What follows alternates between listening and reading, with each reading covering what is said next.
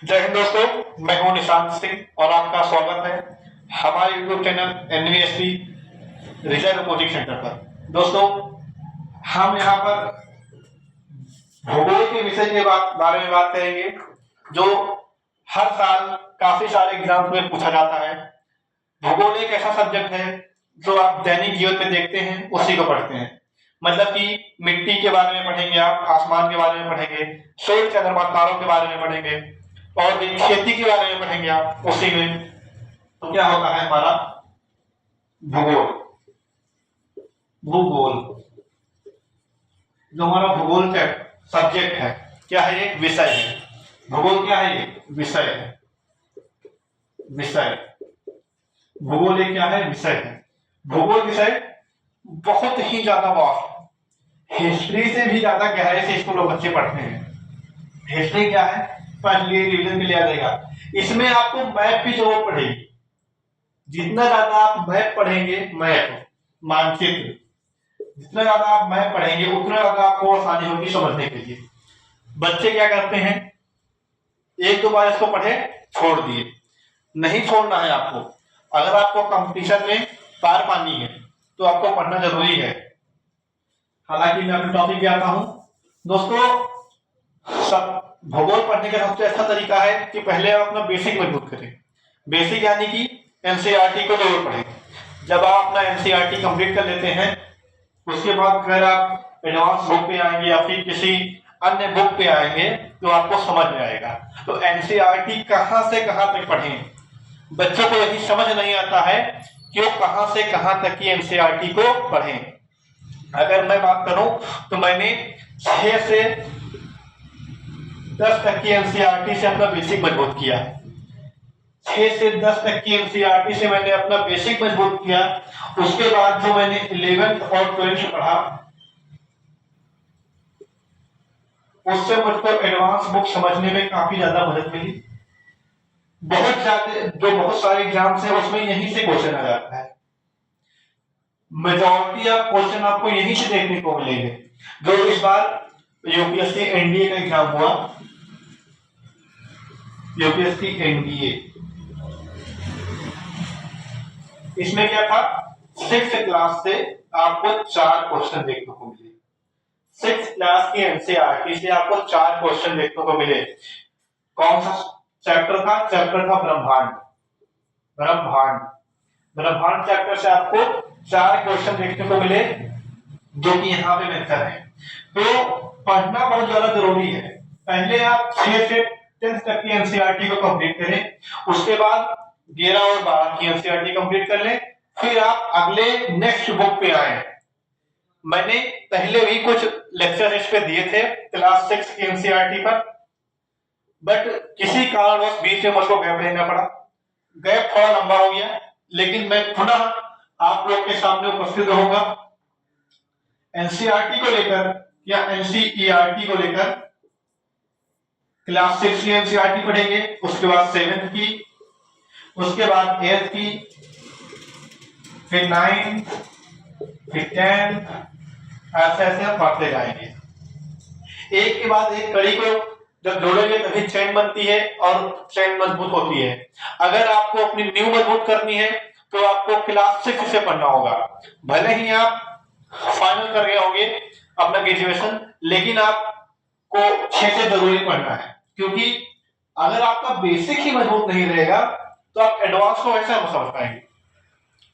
अगर आप बात करें एडवांस को समझने की, तो एडवांस आप कैसे समझेंगे, मेरे समझ में यही नहीं आता है। क्योंकि बच्चे क्या करते हैं, एनसीईआरटी पढ़े बिना भूगोल महेश कुमार अग्रवाल की किताब को उठा लेते हैं। जो महेश कुमार अग्रवाल वाली किताब है भूगोल, उसको उठाएंगे, समझ में नहीं आया कि लिखा क्या है, उसके लैंग्वेज भाषा ही नहीं समझ पाएंगे। भाषा ही नहीं समझ पाएंगे उस किताब की कि उसमें लिखा क्या है।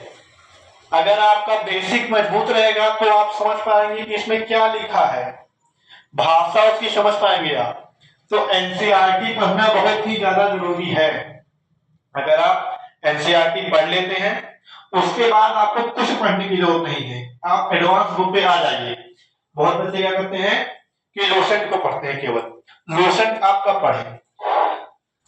पहले आप अपना एनसीईआरटी से बेसिक मजबूत करें, उसके बाद क्या करें, लुसेंट पे आए। लुसेंट बुक बढ़िया बुक है, मैंने नहीं पढ़ा, लेकिन जब तक आपका बेसिक मजबूत नहीं है तब तक आप किसी एडवांस बुक पे न जाएं। तो मैं कल से शुरू करूंगा, कल से मैं शुरू करूंगा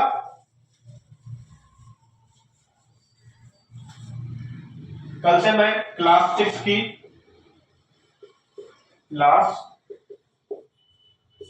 एनसीईआरटी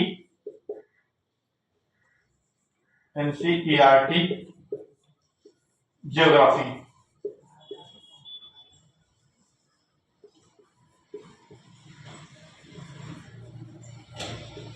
में कल से शुरू करूंगा। ज्योग्राफी का मतलब होता है